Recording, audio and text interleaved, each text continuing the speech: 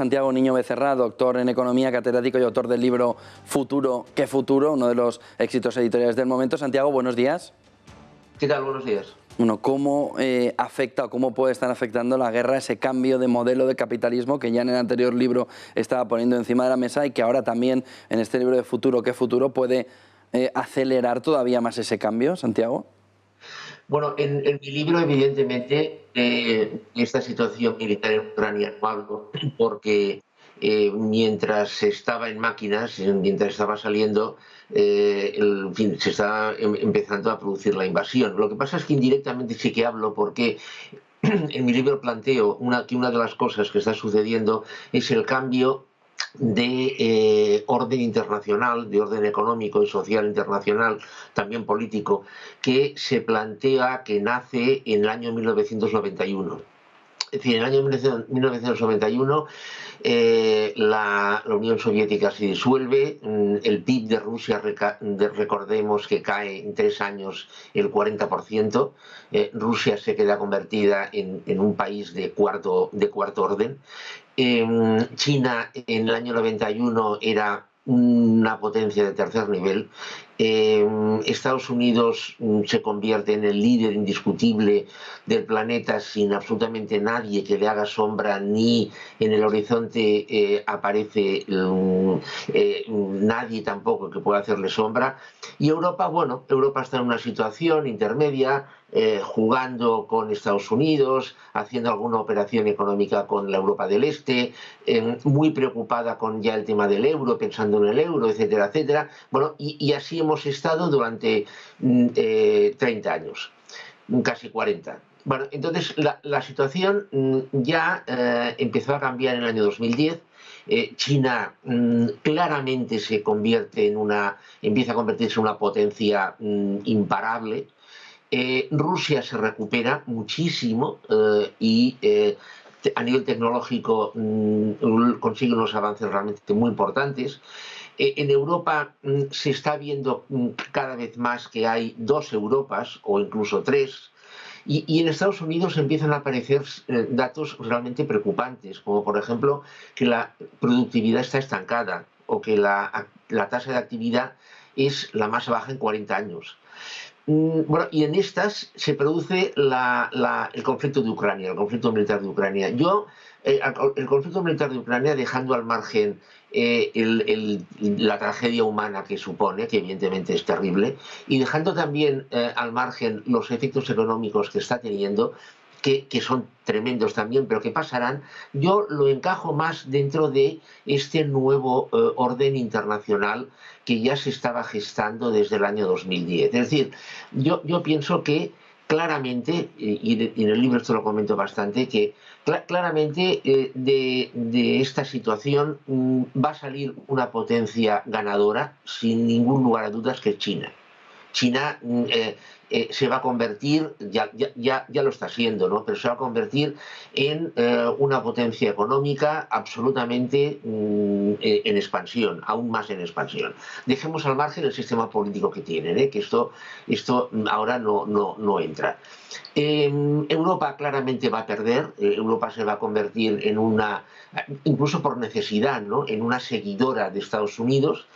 Estados Unidos va a seguir durante bastantes años todavía, evidentemente, apoyándose en su dólar, porque aún sigue siendo querido y deseado.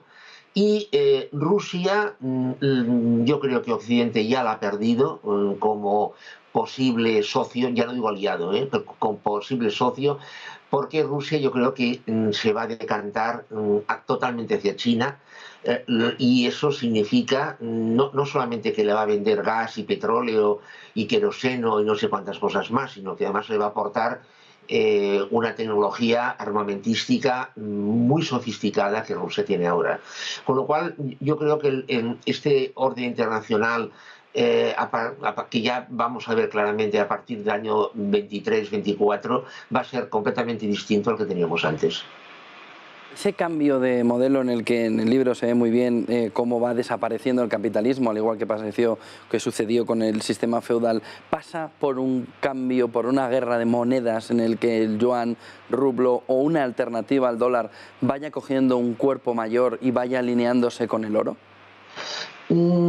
Yo no creo que vaya a haber ni una guerra fría monetaria, ni una guerra fría militar, política, como la que hubo en los años 50, 60, 70. Mire, yo creo que, aunque sea cierto que la globalización esté retrocediendo en lo productivo, porque la tecnología permita fabricar al lado de casa. Oiga, el mundo hoy a nivel económico ya hace 15 años que es un todo y eso lo va a seguir siendo. Es decir, vamos a seguir comerciando con China, Estados Unidos va a seguir comerciando con China, Europa con Canadá, y evidentemente hay una serie de países que van a quedarse bastante al margen. También en el libro, apoyándome en un estudio de la OCDE, desarrollo esto. Es decir, yo creo que vamos, no mañana evidentemente, pero yo creo que vamos hacia una moneda de cuenta, al menos de entrada, una moneda de cuenta a nivel mundial para favorecer estos intercambios. Hay un dato que es muy interesante y es que, de hecho, ya hay una especie de zona de libre cambio, pongo comillas, entre China y Japón. De hecho, hay pagos por acuerdo mutuo que se están realizando en yenes y yuanes indistintamente. China está intentando, lleva ya tiempo, fabricar una especie de zona de aceptación del yuan en todo lo que es la ASEAN. No olvidemos que un asiático se va a entender antes con un chino, un asiático, sobre todo me refiero de Malasia, etcétera, o Indonesia, que con un occidental.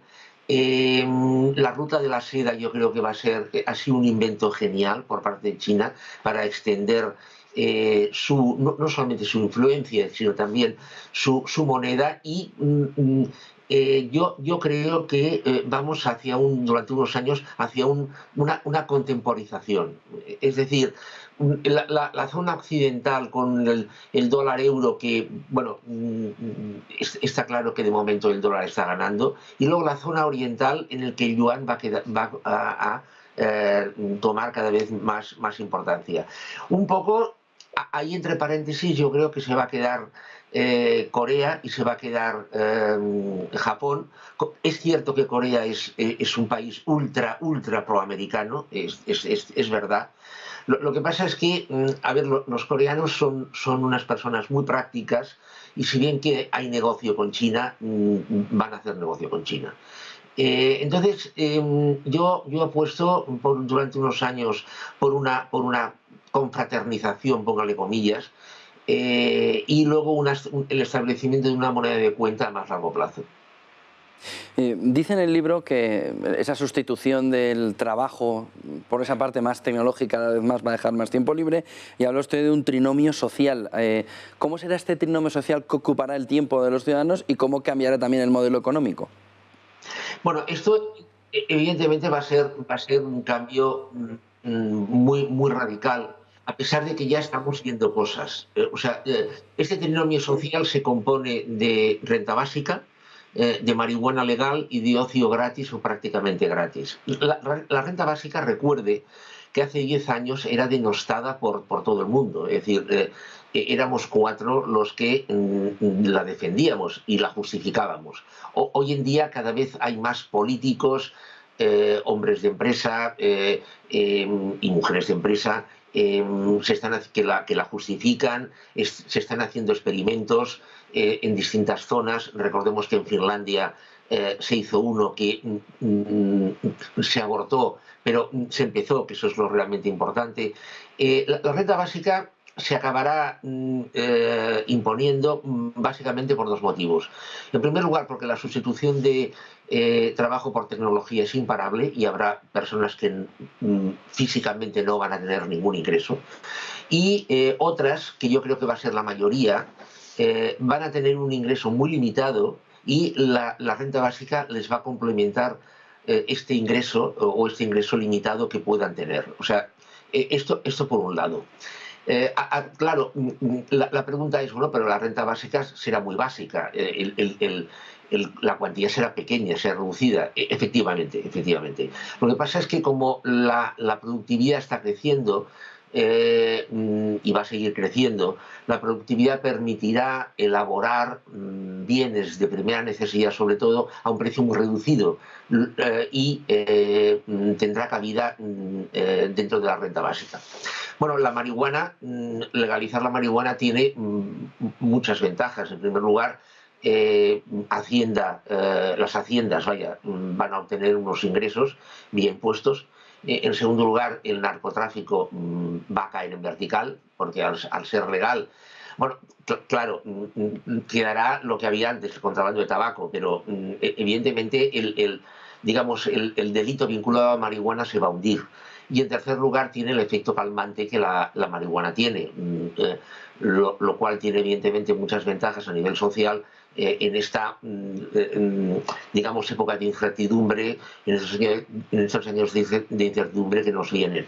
Y claro, como va a haber más tiempo libre o más tiempo en el cual muchas personas van a tener mucha disponibilidad, el ocio va a tener que ser muy barato o en algunos casos gratis para que estas personas puedan llenar su tiempo libre. Y bueno, creo que los tiros van por aquí. Muchísimas gracias, Santiago Niño Becerra, doctor en Economía, catedrático y autor del libro Futuro. ¿Qué futuro? Buen día y buen negocio. Gracias igualmente.